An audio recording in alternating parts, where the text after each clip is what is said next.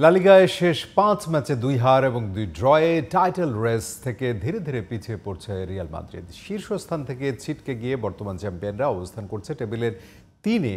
আসলে কেন রিয়ালের এই দশা? জামান আশরাফের আরও একটি রিপোর্টে সেই কথা জানাবেন।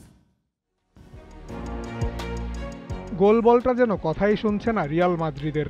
স্পেনের রাজধানীর ক্লাবটা লা লিগায় হারিয়ে খুঁজছে নিজেদের। বর্তমান চ্যাম্পিয়নরা লিগে শেষ ৫ ম্যাচে জয় পেয়েছে কেবল একটা।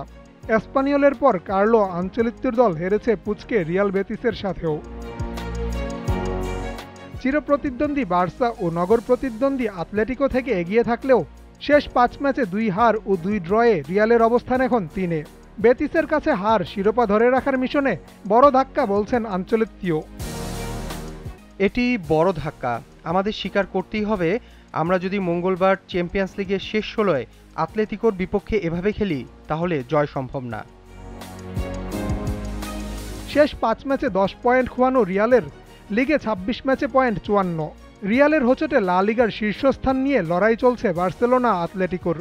সামনে ২-১ মাসে রিয়ালের সামনে সুযোগ রয়েছে লড়াইয়ে ফিরে আসার, কিন্তু সাম্প্রতিক ফর্ম টাইটেল রেসে রিয়ালের টিকে থাকা নিয়ে জাগিয়েছে সংশয়।